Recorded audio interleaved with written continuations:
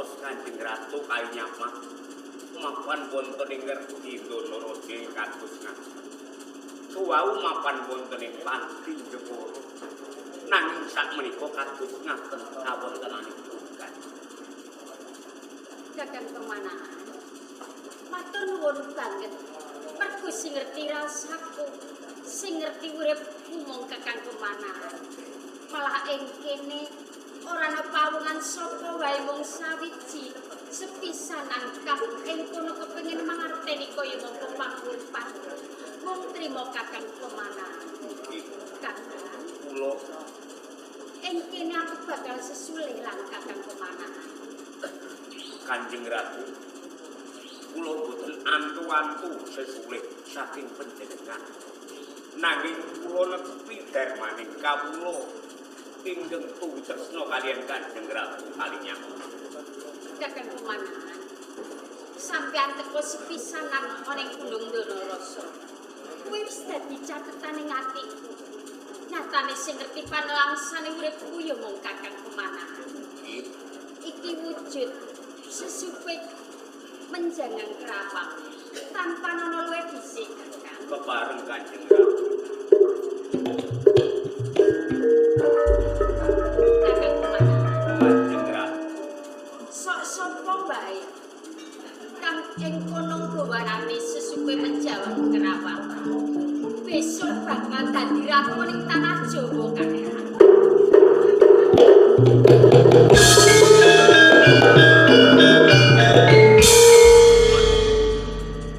Sampun ngantos dipun mangertosi peranganipun Nayaka Praja wonten ing Kasultanan Pajang. Kepareng kula sesingitan sawetawis Kanjeng. Kaya ngono iya Kakang Pemanaan.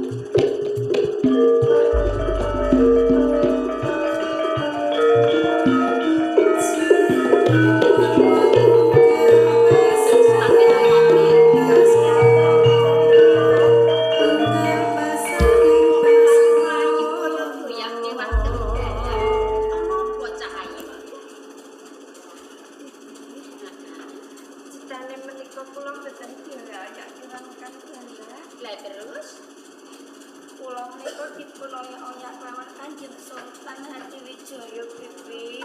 Sultan Hadiwijaya Menika leres. kersane apa? Badhe ngersakake kelawan kula lan kanggo sumangkin Pipi den tresnani. Tresno lan kowe sakloro. Leres Pipi. Lah terus sliramu cair. Nanging kula boten saged nampi. Apa isih ngoyak? Semakin Kasih Pipi. prihatin. Semakin kita membantu semakin. Belum.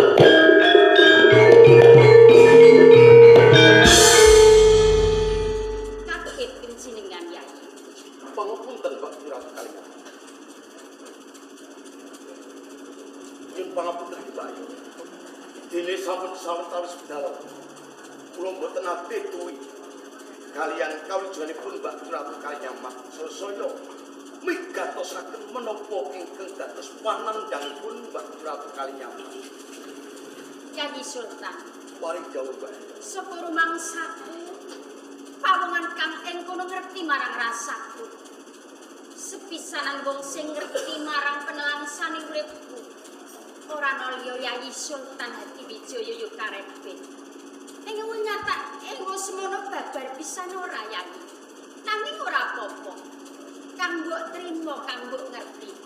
Mbok menawa panjen sembar kang ing kono akeh kewajiban kang biayai.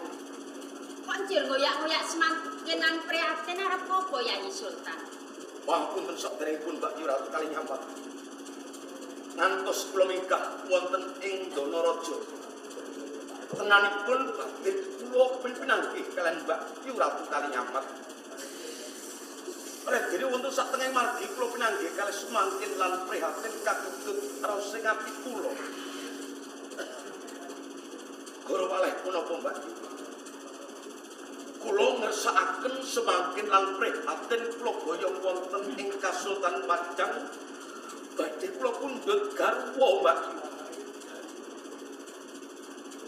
Yai Sultan, Paring Sliramu ngendika nembung tresno semakin prihatin yang pengarepanku Yai. Ya. Ya ora apa-apa Yai. Panjenengan salah sawijining sesembahan. Mundhut garwa sisih 1000 paribasane. Monggo wong panjenengan duweni kuwasa. Semangkin lan prihatin, Kula Fitri. sliramu dikersake marang Sultan Hadiwijaya kepiye Cahayu? Iya jadi. Jadi kula purun. Semanten ugi kula purun kok Fitri. Nggih. Kanjeng Sultan, Mbak Ratu Kalinyampat. pratelane semakin prihatin saged kok mundhut garwa. Lelaken aku ipan pun menawi to Mbak Ratu Kalinyampat menika paringilah dumateng kula tresnani dumateng semakin lan prihatin senajan to kula ngertos panelangsaning Mbak Ratu Kalinyampat nanging semanten Mbak kula badhe nyuwun pirsa kaliyan Mbak Ratu Kalinyampat kersa kondur wonten ing Kasultanan Pajang menapa wonten ing Jepara. Kanjeng Sultan, wis dadi sumpah ngatiku. Aku ora pati balya ning Pajang lan Jepara. Kalamun aku durung keset sirahe ya penangsang. Tur meneh aku ora kepati balya ning Jepara kalamun aku durung siram jamas getih ya penangsang Yai. Kangge nelak kiraos patut nuwun kula Mbak sampun lilani. Semangkin lan prihatin kula pundhut garwa. Kula badhe ngujuti menapa ingkang dados sumpahipun Mbak Ratu Kalinyampat.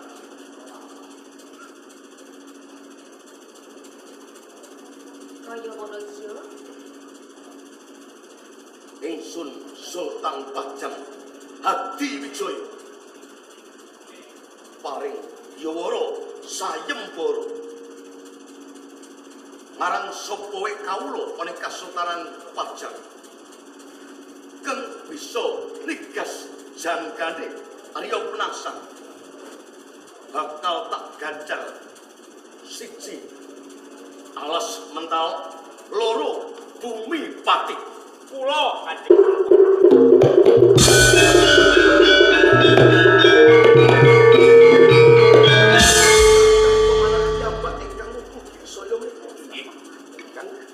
sampun namung wonten ing pangucap kula kepengin bukti sirahipun riya penangsang kepareng nindakaken kewajiban. nyuwun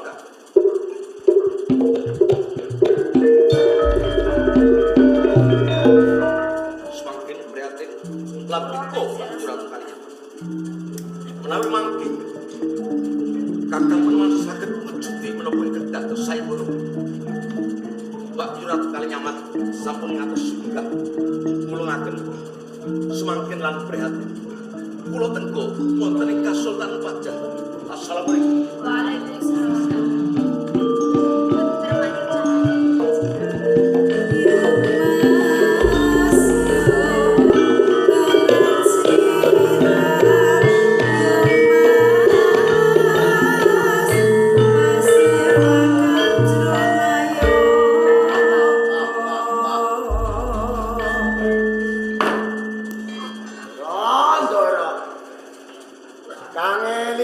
Esuk nganti beduk kula entuk suket ijo ora gelem mangan. Ngene iki beduk kaya ngene iki arep mangan ra kober perkara ngrumati kowe.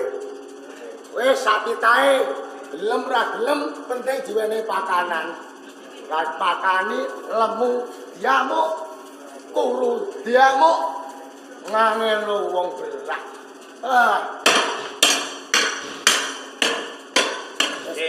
Dek. Kuwi iki ngarit apa lagi? Lho kok genah ngarit niki. Umume ngarit iki rak nganggo arit. Nganggo arit. Lah kuwi iki nganggo apa? Beduk. Wah, ya men nebeng tebu apa? Lah piye arite goang karene bendo iki golek suket sing ijo-ijo. Kowe ngarit kok ora ngerti wayah iki sing mbok ritno apa? Ndara kula niki lek ngangel wong. Daramu. Nggih, Lu ngarit kok. Ngeritno daramu jual suket. doyan. Lucu. Iya, Cak. Ndara kok doyan suket iki lho. Doyan. Godhong lamtoro, godhong plem yo doyan. Kadang kala. Bendaramu kuwi Hmm. ora tau mangan sego. Ora tau ah. Dedek doyan kok. Terus bendaramu sapa jenenge? Ndara kula niku namine Gagak Rimang lho. Beto. Bentuk. Kewan kok do. Ora tak sebut Ndara kok. Gagak Rimang iki jaran. Lah jan tak sebut jaran aku dikepruki soreng-soreng. Lho. Dadi kowe iki pekatike Rio Penangsang. Ah, tetane ngono. Rumati Rumati. Gagak Rimang. Rumati Gagak Rimang. Apa wareg ilmu entuk suket semene iki? Lah piyane bendho, nggo aret arite goang. Monggo nek kowe entuk suket jarane ngeleh. Ngeleh. Kowe entuk duka. Ah, jaran iku kelemon diamuk, kuru ya diamuk. Nah, ngene lho. Kowe ben dialem. Hmm. Tak rewangi ngarit. Lho, Ben ndang tok akeh, nek ndang tok akeh kowe ndang bali. ngopahi apa ora iki? Ora kelas karo kowe kok ngupahi ngopo? Wong ngopahi aku bayaran. Aku ora butuh opah. Tenan lho ya. Kelas karo kowe. Lah, ngono iki enane bendho. Sudah tak jane kok kene. Nah, Tetelek sisan. Engko ben numpuk akeh, engko ben aku jeleng. malah beker-beker ngene kok. Iki mau rame wangi kok wangi tak wangi. Iki diketok sithik.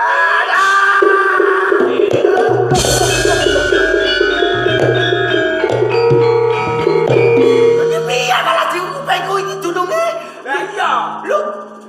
Lah iki takon ki wangi. dulo karo bendaramu. Ora dulo karo bendaramu. Lho, titane iki titane. Tabrak dulu. Waduh.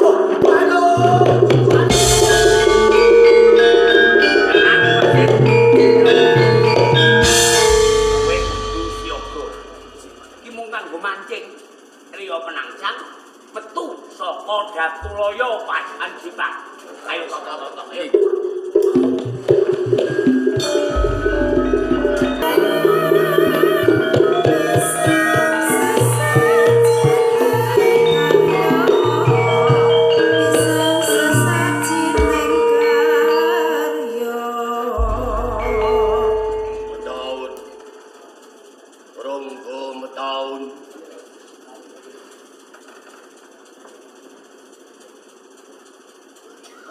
Rono rambut liwuh lan kabeh bocah sore.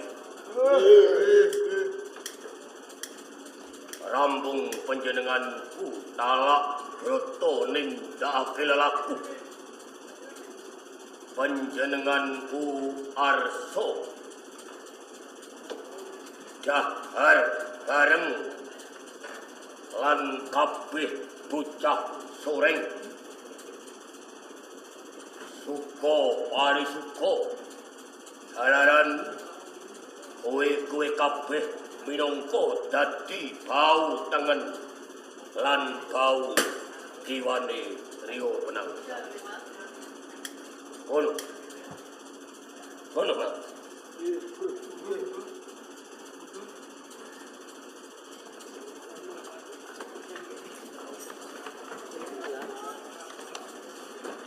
Ora usah rebutan. Alon-alon. Aku ora mbah. Hei, padha mangan. Loh. Umben.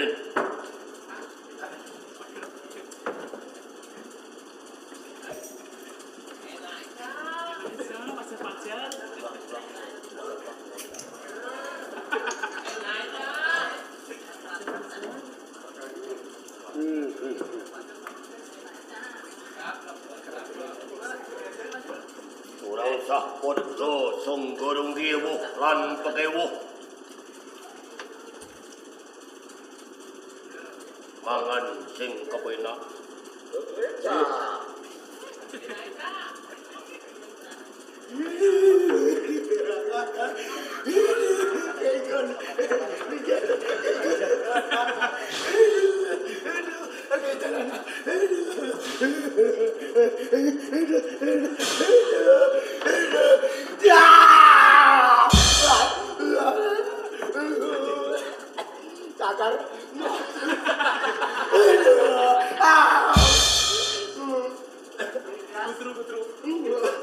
Saya sama diri. Aduh, tolong. Ren, aku tolong iku baikku iki.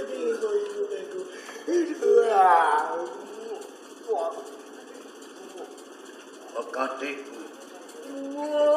Kenapa? Pulau kapan dong? Nanti.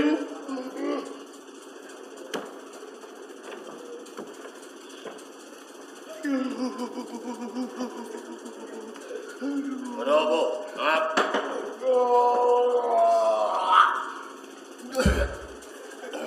Sedang matut. Kuping kula Kanjeng. Kenapa? Diberong tiang. Oh. Apa? Enten layang.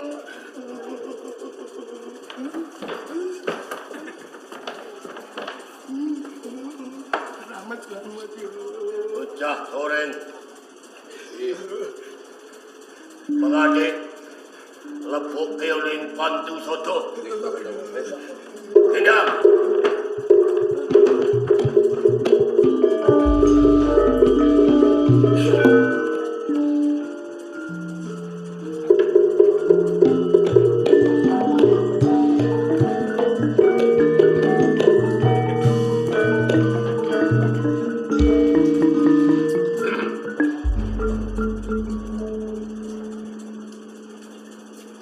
Wiyo sing punangkin toko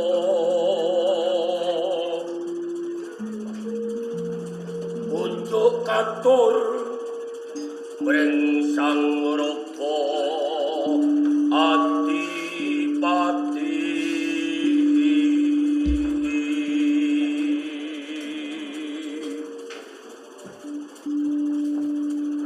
Rio penangsang wong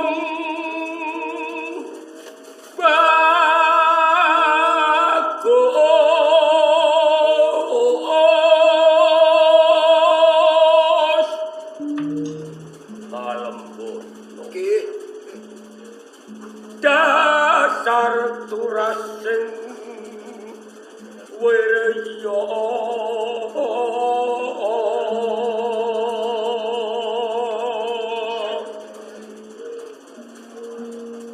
sinuyudan brengsakku kaula nipun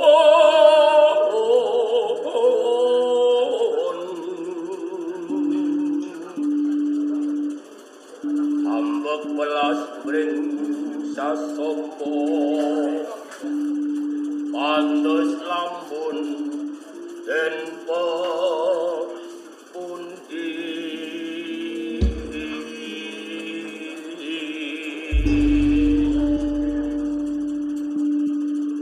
ono bacute bocah soreng Sing wonten bacute.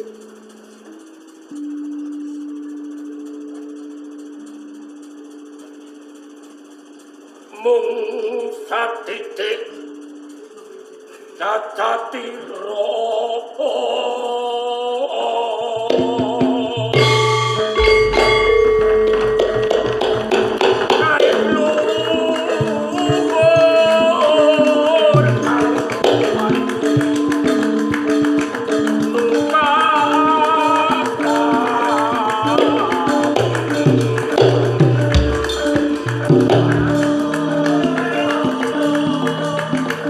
Antikan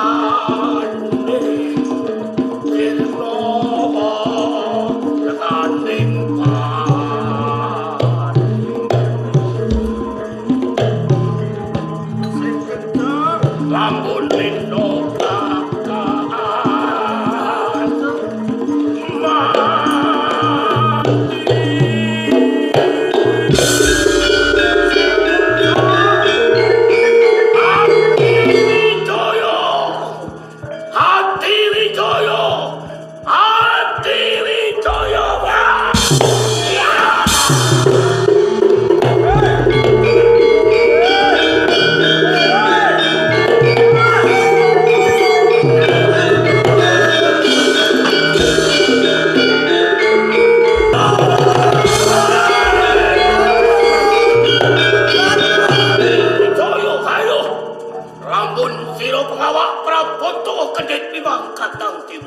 Iki ayo nono kridane Haryo Jiwang Rio Penangsang Adi Wijaya karepet Adi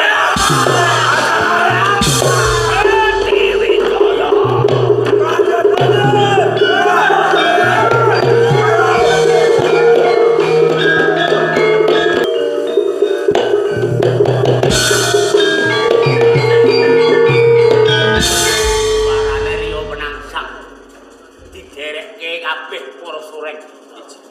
titiane gagak rimang kae jaran lanang titiamu aja nganggo jarak lanang jaran wedok ning buntute batil tegese potong kersanipun gagak rimang yen ngerti jaran wedok mesti dhewekne ora mikir mlayune ngendi mesti kedanan karo jaran wedok iki mau.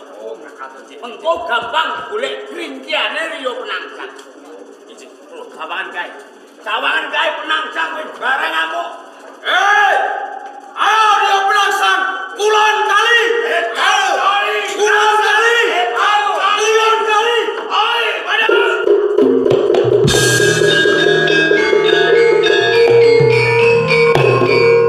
Wetan kali ayo.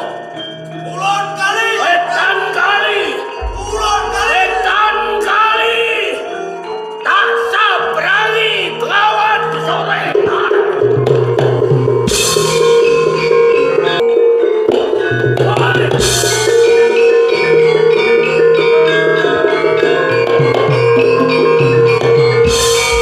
Adi Wijaya karepet toko tinggi. Ora sandadak Sultan Hadi Wijaya sing ngadepi karo Haryo Penangsang.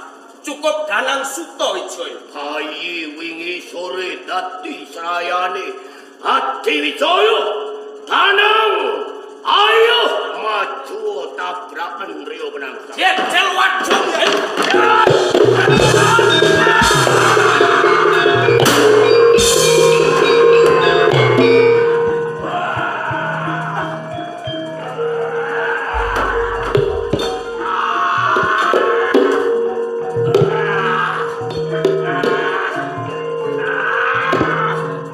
Ayo maju kowe. Mati.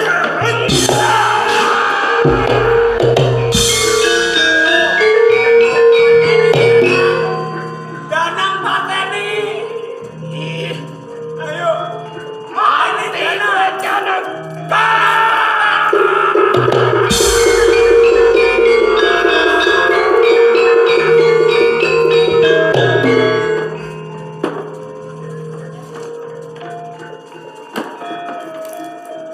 Selamat kowe Danang. Selamat.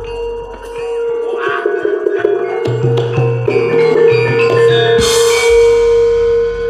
Rio Penangsang wis koncatan nyawa tegese mati nanging patine durung sampurna cucuk bun-bunane kanggo nyampurnake patine Rio Penangsang iki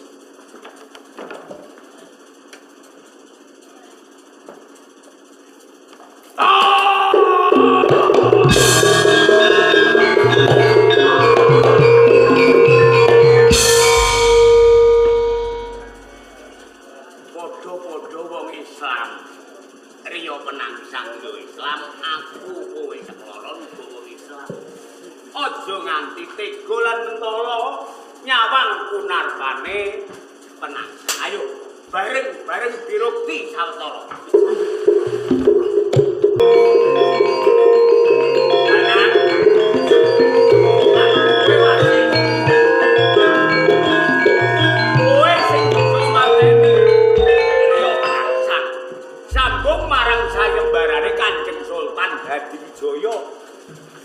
Sapa sing bisa mateni Roro Penangsang? Ganjarane loro. Siji alas mentao, loro bumi pati. Mbok menawa iku wis titi wahyaning kala mangsa, kowe munggah ana ing tundakaning kamulyan. Sembah nuwun Bapak Paman. Para pamirsa nggih kados ngaten. Dipun penang